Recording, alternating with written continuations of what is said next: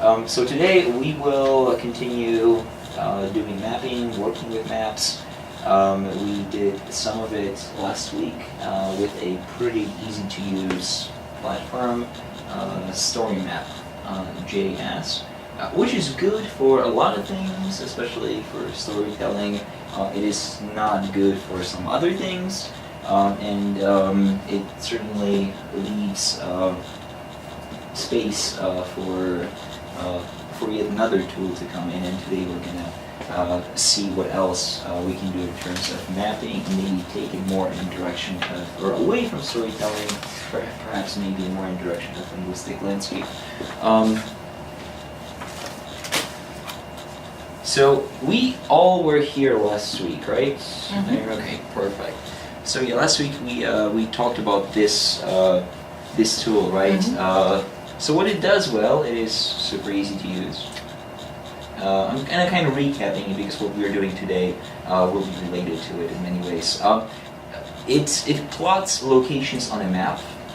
You input the address, it finds it, it plots it. You can assign it or annotate it with different digital artifacts, different tokens. It arranges your slides or those points in a linear progression.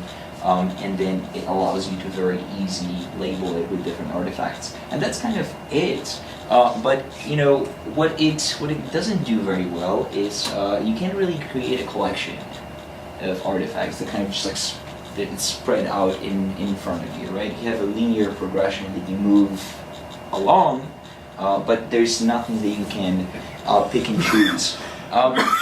There's also really no real way to interact with it, which kind of goes back to the first point. There's only one digital annotation possible per location. Today what we will do is, with the tool that I'm about to present, we will see that it is actually possible to put different or multiple annotations per location, or label it with different tokens. It's also not collaborative, which to me is probably the biggest shortcoming. With StoryMap.js, you can't really have multiple students or groups of students working on it at the same time. The tool that I'm about to show you today does offer that capacity. You can have multiple students combine their findings and kind of structure it and build something together. Okay, I mentioned that we will take today's workshop more in sort of the direction of linguistic landscapes. This is a term that has been around for a while. There is a lot of work being done in this area, not just in applied linguistics, but in sociolinguistics, anthrolinguistics, and so on and so forth. Chances are you guys have encountered this. I'm 100% sure you have. How do you understand it? What is a linguistic landscape to you? Anyway. It's geographically how you can identify variations in languages. Okay. And usually you use maps in order to do this. Mm-hmm. Okay, so it serves to illustrate idiomatic variation in or within a language or in between different languages. Can it also be that conference that we had where we would go in groups in the city, and there were in neighborhoods where French Spanish was spoken, and look for artifacts in the language there? Is that also considered linguistic landscape? Yeah, so that would be I think a method of recording a linguistic landscape, because the linguistic landscape would be the surrounding language, right, around you, and then you can record in many ways. James? You can show different landmarks and different dialects. Different landmarks and different dialects. So that is something that the linguistic landscape helps to illustrate. Alessandra, what does this mean to you? So it's all the languages that surround you. Languages that surround you. In the landscape, how the language shape the landscape, of the present, communities shape the landscape, the linguistic landscape. Okay, so how the space Yeah. shapes the community within the space, and then how the community itself can also create the space that surrounds it. So here we have this connection, this link between the idea of spaces as created entities, created notions. I did pull up a definition of the linguistic landscape, which I'm not going to read out to you. It contains pretty much everything that you've mentioned. But what I do want to draw your attention to are these bullet points right here. And perhaps rather than thinking about linguistic landscape in our context, it makes more sense to think about a multilingual cityscape. Right? How would this be different? How do these two, why do I insist on sticking with this term rather than linguistic landscape? What do you think? What do you think this is more sensible in the context of New York City? Oh, Because this is Yeah, where we are, because- this is where we're going to be working. it's a cityscape rather than a landscape. It's more specific to the city. And it's more specific to the city. And- So what? And then, because we have so many languages here, that you can then put on a cityscape, I guess, Mhm. right? It's a multilingual city, and therefore you create different. There are different neighborhoods where you can find different languages. For sure. But that's within the city. James? You have Yeah, anything the to New add? York City is very typical. You can show this one, especially there was some map. The New York City map, and they can show these areas is Hispanic, this area is Russian, this area Chinese, all different ethnic, language. So I think we all kind of speak about the same idea, but from slightly different vantage points. That could be summarized with this notion, with this realization that in a city, different linguistic landscapes or different features of the linguistic landscape coexist next to one another in a pretty densely, usually packed environment, which is kind of absent from a traditional understanding of the linguistic landscape, right? So this sort of multilingual facet or dimension of it is unique to a big city such as New York. The second point that I have here, and I was hoping that they would emerge one by one, but I still can't seem to figure out how to do it in Google Slides. Signs. There are different types of signs. There are multiple types of signs, but these could be split into two different categories. There is the informative and there is the symbolic signs. What's a symbolic sign? What is a symbolic sign?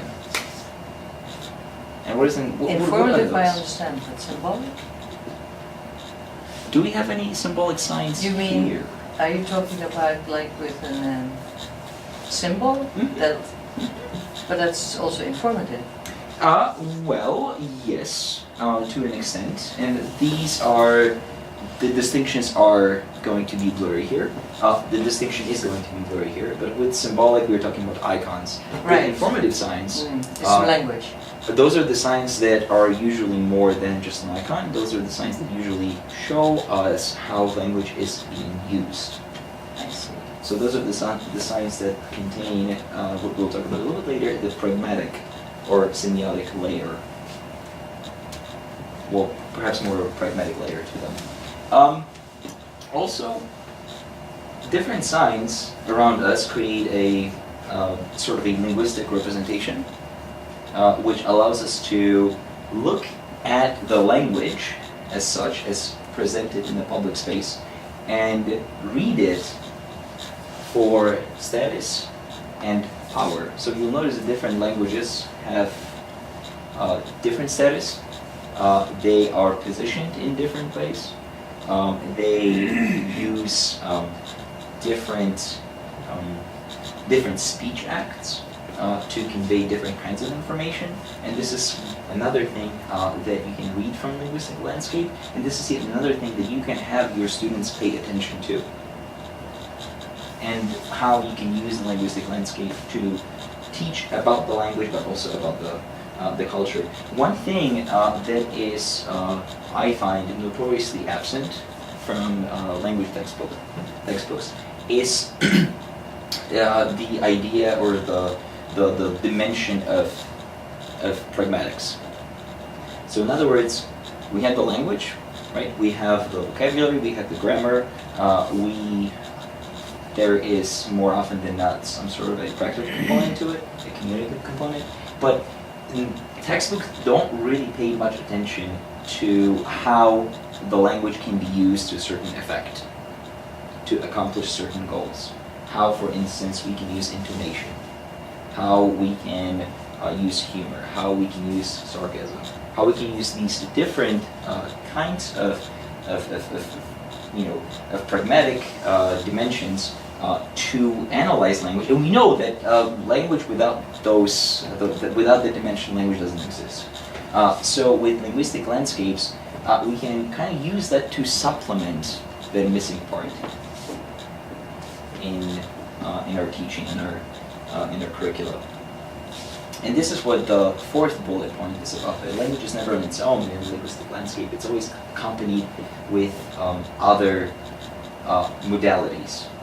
So it's going to be accompanied with pictures. It will contain some sort of a call for action. It will serve a specific, either informative or symbolic feature. And with that all in mind, my question is, what can a cityscape tell us about the target language? I know that this is sort of very dense and packed, and I've been standing here talking for 10 minutes at you, but I think that it is important to at least briefly sort of review these points. So, what can you learn? How can you use linguistic landscapes in your class to teach about the language?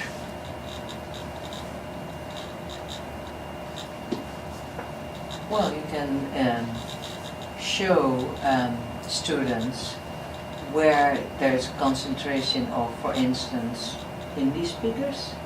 Okay. And they can, and so they know where to locate a concentration of a language, of that specific language, if they're learning Hindi. Mm-hmm. And for projects, they can go out to that place. Okay, but what does it tell you? Okay, so you will know where the Hindi speakers, in Yeah. our case, where they mostly reside, right? Where they Uh-huh. live. But what does it tell you about Hindi as a language? It tells you something about the speakers of Hindi. It tells you But- something that's But about speakers. I don't know what it would say about the language. Okay. Alessandra, any ideas here? The last bullet point. So it's sometimes the language is shapes, so you create a different landscape, a different Mm-hmm.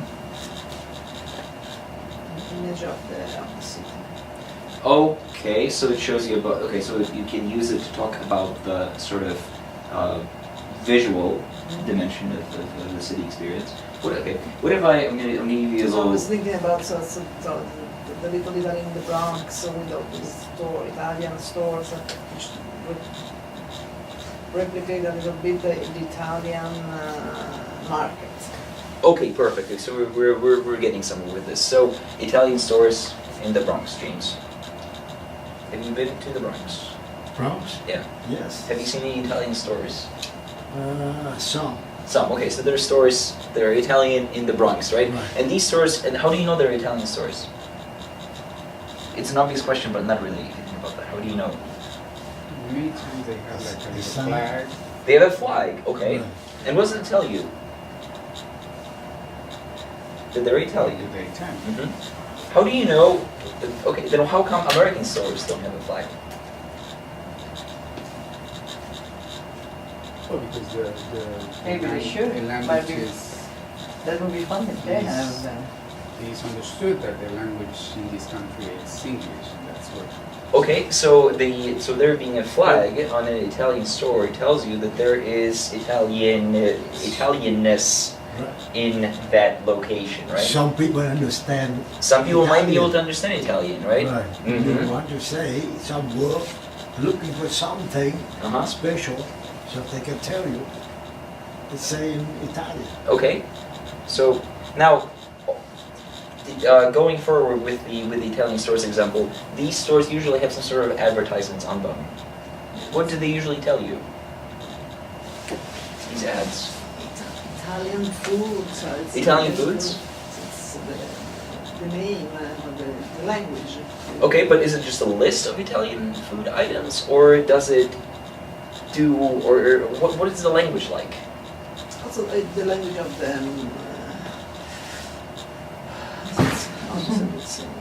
Is it inviting? Does it invite you to walk into an Italian store? So it's personal. It's just only the. So it's. I don't know if I get it. So it's. Well, okay. So does the ad contain an invitation to walk into the space? Please come in. I think so because they use different colors and something unique. I'm not talking about the colors. I'm talking about the language. The language. Mm-hmm. Or is it just a list of items? So it's most of the time. So it's. Okay, most of the time it's going to be a list of items. If you go to Greenpoint and you go to, you start walking around the neighborhood and you see Polish stores, they usually invite you in. There's So usually there's a person or just the sign, the language. They don't have people standing in front of those anymore, but there's usually a sign Please saying come that, in, so it's yeah, come in, look at our things, right? Okay, what does that tell you about the culture and the language Yeah. that they use as opposed to what the Italians use, or what is used by the by Americans running their own businesses? What about the Vietnamese? How does it look like with Vietnamese? Normally we show them with the name of the food. Uh-huh. Okay. Normally they say pho, and you understand they invite you to get some kind of food. Okay. PHO is very popular Mhm. language, or bánh mì, some kind of sandwich. Mm-hmm. What is the name? It Mhm. can tell you something. Come in, Mm-hmm. you try it out. So what does that tell you then? So you have pho and you have banh mi, right? Those Right. are the two sort of items, tokens that are recognized by their audience, right? Mhm. What does that tell you about the perception of Vietnamese in a multilingual landscape such as New York City? Then this is the whatever. If you see that name and you know, you remember Mhm. the order, you remember the flavor, Mhm. you remember the culture, you remember how to say it. Okay, those are right. Those are the invocations. Those are the associations, right? Right, But it right. also tells you that because you only have these two words and there Right. is no deviation, Right. right? You Right. don't really see any or more Vietnamese terms or language Right. besides pho Mhm. and banh mi usually, right? Right. That tells you something about the status of Vietnamese. It tells you something about the importance of it, perhaps how easy it is to understand by English speakers around you, right? So those are the kind of things that if you critically look at the linguistic landscape and ask those questions, you would be able to read from your observations. Okay? And I could go on, but I just wanted to sort of give you something to think about as a point of departure. Okay, we are, I think, about ready to move to HistoryPin. And for those of us, and I think it's all of us, I want you to go back to where we left off last week.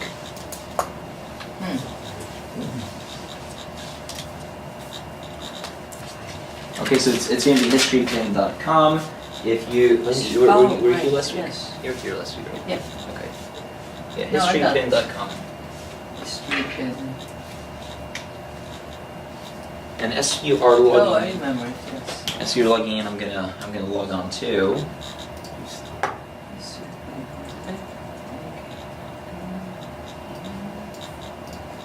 And you can log in with your Columbia Google Oh, that's account. right, that's Mhm. what it was.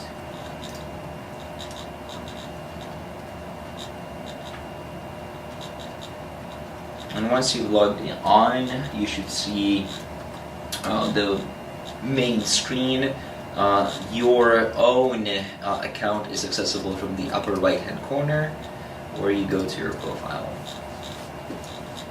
Okay, so this is going to be my profile here, and we'll get back to it in a second.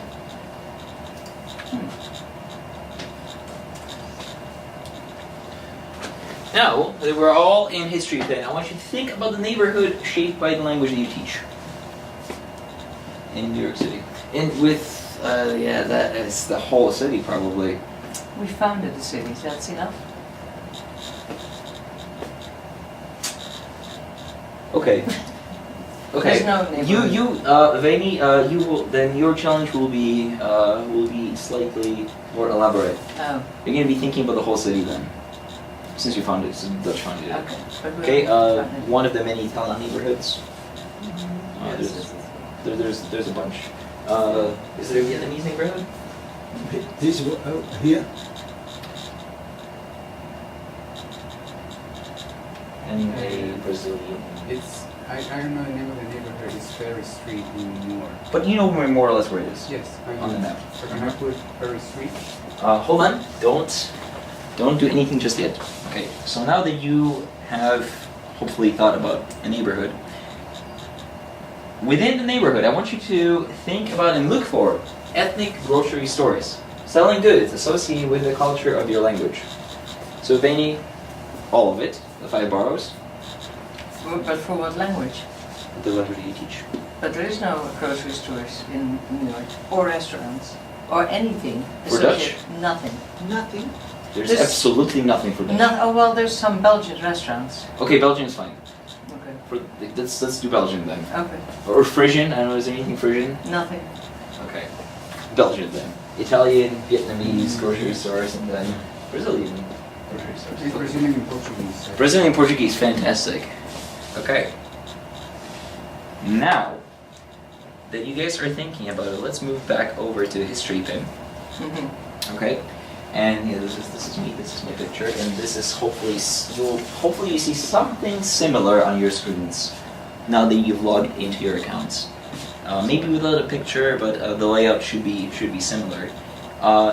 What I'm gonna do is I'm gonna work with you, and the locations or the grocery stores that you are thinking about, we're gonna try to pin them. Okay, we're gonna try to create a record of them on the map. And I'm gonna show you how to do it. Okay? Okay. All right. So first of all, you go to Add Pin right here. Follow my directions as best as you can. Okay. Add a pin. And if you need me to slow down, you just raise your hand.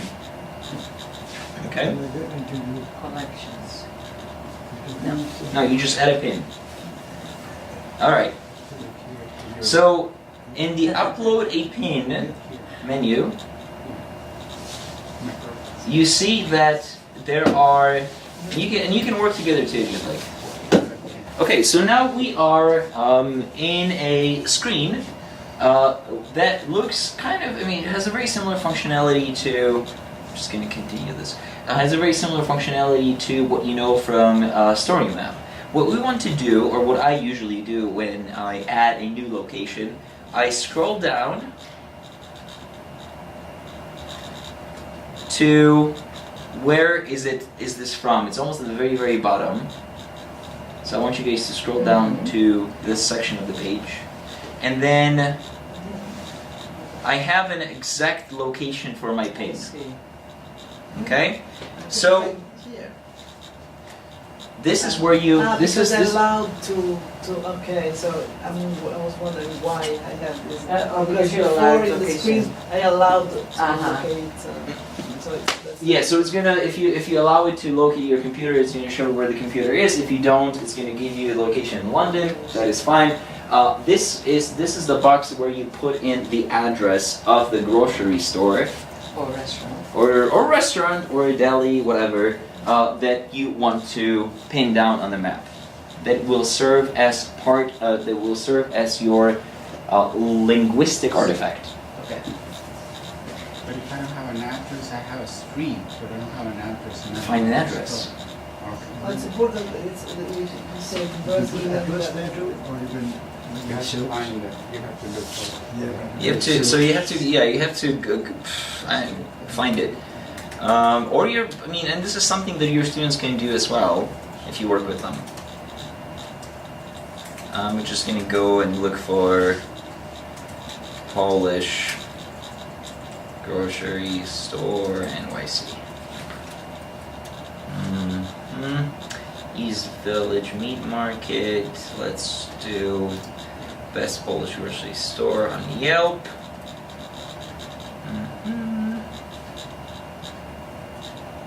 There you go, this looks about right. For me, it's all going to be in Brooklyn. So now that I found the address, I copy it and I paste it into the box. And it should be able to find it automatically and locate it on the map. So this is my pin, and I'll give you guys a minute or two to get to this point. Alright, so now that we have our location, everyone, we scroll to the top, and you will see at the very bottom, at the very top, we have options. We can label the location either with a photo, with a video or sound, or with the text on the map. So I'm gonna choose to find a photo of that particular store because the photo will contain elements of linguistic landscapes such as advertisements or logos and things like that. So, and I would like you to do the same if possible.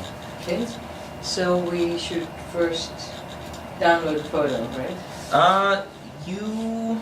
Yes, so you need to find and download a photo to your desktop. Actually, this is a good example. Photo. Did you put it in the location where you put the store? So you need to have this photo on your desktop. We'll see what happens. Okay, but you've already uploaded it, right? Yeah, because I was wondering if you can do directly from Open that, just pasting hyperlink to the photo. It works better to just upload it. download them. Are we good here? So handy now, so Just yes. That looks I great. Now you just- add that. Well, yeah, you need to edit. Okay, so if now that you found the photo and you downloaded it, you click Add File, and you retrieve it from wherever it was saved. Okay. Open, right? Yeah. Yeah, it can be loaded. All right. Scrolling down. Now we have a title that we want to use to name our location. So for me, this is going to be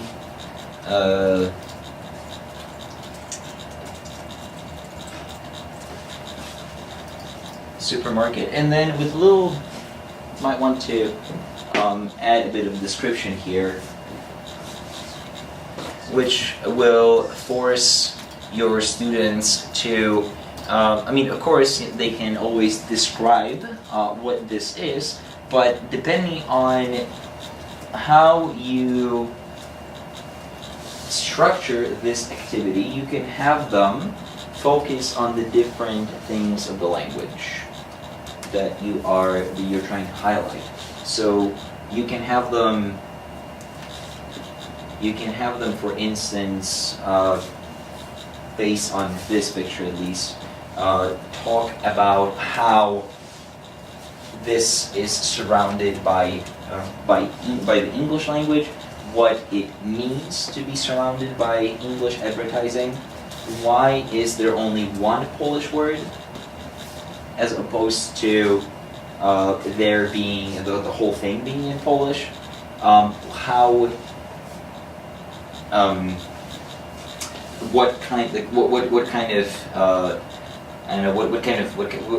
what does it tell you about the products that you're likely to encounter in the store, and so on and so forth. Excuse me, Kiska is the name of a family or is a product? It actually means blood sausage. Blood. So this is a Polish supermarket in Brooklyn. The name means blood, sausage, and it is a food item. There are no other Polish words on the store front. Boom. Okay, once you've written your description, it is important that for our uses we select a correct license, which in our case is going to be educational use.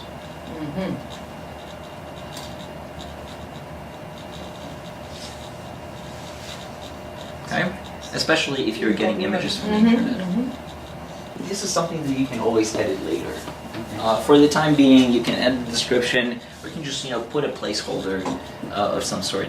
Okay, so once we select our license, we can choose when this is from, or when was this picture taken. I have absolutely no idea when my picture was taken, so I'm just gonna put in this year.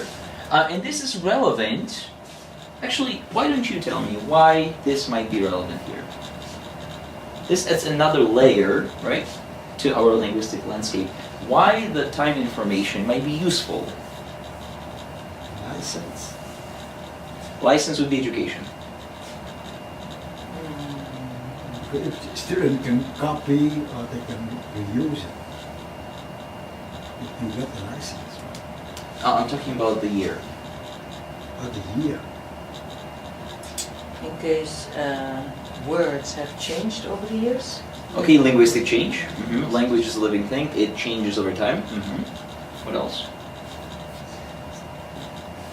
Some stores disappear. Yes, and the landscape also changes. People move in, people move out, neighborhoods change, right? It's Just so common in New York to see a store after 3 years you don't see it anymore.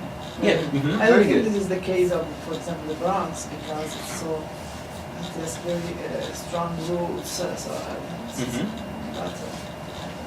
This, I think, is particularly salient when it comes to higher proficiency courses, when you are dealing with authentic texts, either historical or literary, that might be talking about specific locations. There might be descriptions of locations in the target language that you're teaching. And since we are dealing with stores right now, there might be descriptions of stores that used to exist, I don't know, 50 years ago, 100 years ago. And how, it might be interesting to see how do these compare to what it is, right, to what we have right now. How has the language changed?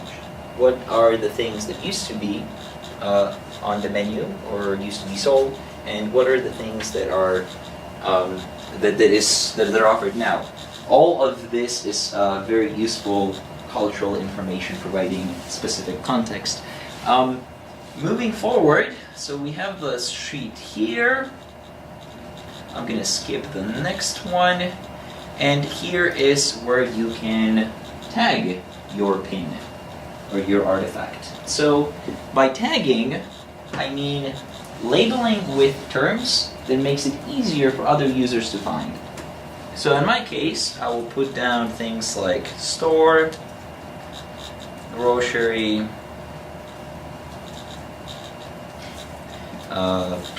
Polish, deli. Sounds about right.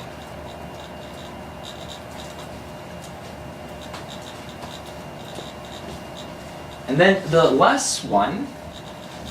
Well, before we go there, are we all done tagging? Or grocery. Well, this is just my tags. For me, it's going to be store, grocery, Polish, and then deli. But you can label it in any other way. You have to keep in mind that this is an open platform that everyone has access to. So whatever it is that you pin, other people would be able to then find.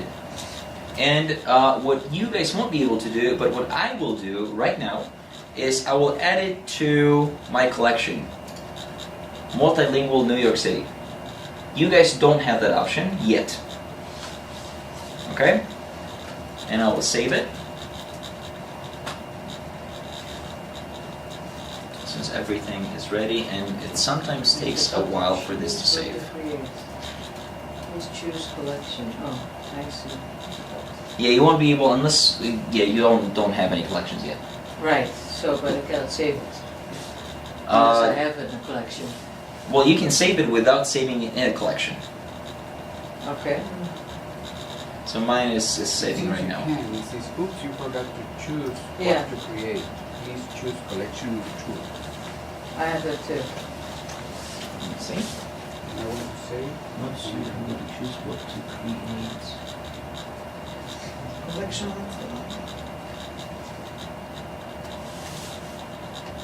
Oh, that's interesting. Okay then. you call it Then I guess you guys will all have to create your own collections. So I'm gonna move on. Once you've saved that pin, this is what you should be able to see. Yeah. And it is, namely, it is the picture. It should show you, where are we? Okay. It is a picture. It has its location on the map right here. It shows you that it's part of the United States, part of New York State. But what is really, and it gives you the picture here. The description is right here, of course. But what is really cool about this particular platform is its interactive collaborative component. Now that I have made that pin, anyone can find it, and anyone can also comment on it, either by writing their comment or by recording a video. So here, there is an opportunity for your users, for your students, to practice the writing and practice their oral expression. So they can register. Mm-hmm. And And record. right, it will depend how you structure your activity, how you scaffold it. So what are the things that your students can do here on a if you on a pin like that? How would you take advantage of this space so that your students can engage productively and critically with this artifact? How could they contribute? So you have to scaffold an activity first. You think of the questions that you will ask about each particular pin. Mm-hmm. For instance, yeah. Mm-hmm. You ask very simple questions there. Were you there? Were you visit this store or this location? When? Mm-hmm. And how do you like it? Something like that. Okay, so on the more of a basic level, absolutely sure. Let's see if I can record. Okay, upload a video comment. Okay, so rather than it used to be the case that will allow you to record it, but now all it does, it lets you paste a video that is already pre-uploaded to YouTube. But you can always, I really like this place, some of the products you can buy here include, and here we have, vocabulary. The people are hard to understand. What does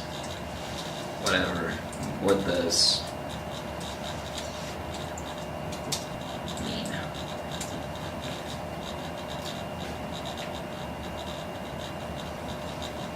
So this is going to give you an idea of how this could be used. So I mentioned You can ask them to write in the target language. Absolutely. Yes. I mean, you could also do it in English, of course, but since we are practicing written expression in the target language, that would be the preferred idiom. Okay, so now that we have created our pin, what I would like you to do is to add your pins to my collection. And as instructors, you can curate then these collections. To do that, what you do is there's this repin button right here. Do you all see it? On the very right hand side. Jose Antonio? Yeah. Okay, so you click that and you search for collections. My collection is multilingual New York City, which should come up as soon as you start typing it. Of course, this pin is already going to be in the multilingual New York City collection. Okay, did you guys add the pins to? Yeah, I think so. Okay, Does it great. show? Well, I don't know yet. Let's see. So I'm gonna go to my profile here, Uh-huh. and I'm acting as an instructor in this class, of course, but it would be analogous for you teaching. And if I scroll down, it should show my collection here.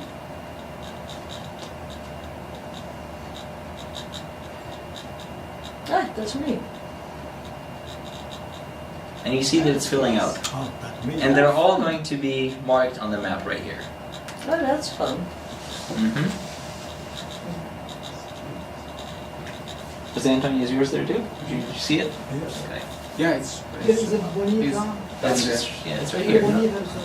And if I, as an instructor, would like to do something with your contributions, all I have to do is click on it. Uh-huh.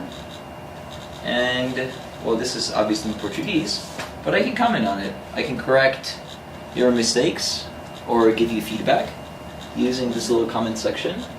That's good because you can do it very Mm-hmm. This is So something the that you first can... time, so you go around the city and so and take some pictures. So without taking pictures from the web. Well, yeah, I mean, this is already a good idea how you can expand on some of the functionalities of this platform, rather than looking for pictures on the internet, send them out, Yeah. have them take pictures, upload them, and then create their own. It doesn't have to be all in New York, it could be just their own neighborhood. It's, yeah.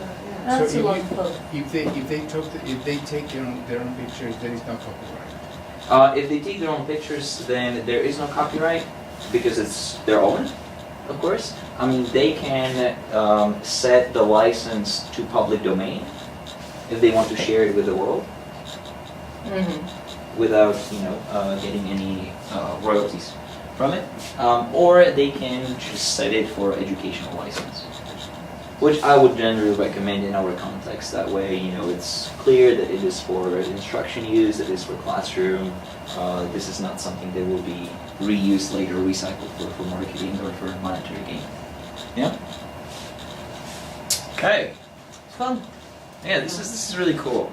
Let me see here. So collection. We created a pin. We added it to collection. You can also create a guided tour with this. Unfortunately, I have to go. That's fine. To create a guide, and this is something that takes us back to last week, where we had a guided tour with time map. This platform offers you a very similar opportunity. So let me just go to my profile. I do have collection here, I do have my pins right here, and at the very bottom you will see that I can create a tour. I'm not going to get into the details of creating a tour because partially, we've all been here last week, so you can know how it works and know how this could be employed in the classroom. But just wanted to point out that this is here too. Let me wrap this up here. Okay, there you go. So, a quick summary of this platform. You create pins. You can group pins into collections, either on your own or collaboratively with your users, with your students. You can then either yourself or have your students create tours with those pins. You can share your collections via link, Mhm. or you can also embed the whole thing in Canvas as an iframe, if you want to. It is collaborative, and then here are some of the uses that we've talked about, that we've mentioned and discussed. But this is just a beginning. With the remaining time that I have, what other ideas do you guys have? What else can we do with this stuff? With this Linguistic Landscape stuff, you mean? Oh, just no, with HistoryPin. Oh, with how would you, yeah, HistoryPin. how would you use this?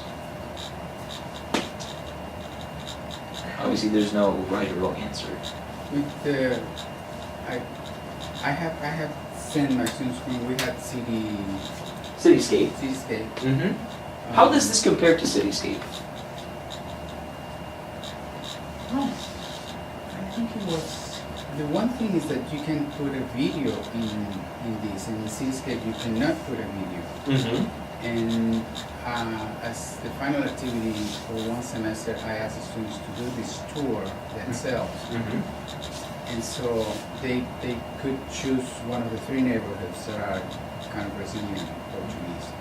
And so they went and they interviewed people either at the stores or at the restaurants. One of the groups interviewed three women that were buying, three Brazilian women that were shopping at the supermarket, at the Brazilian supermarket.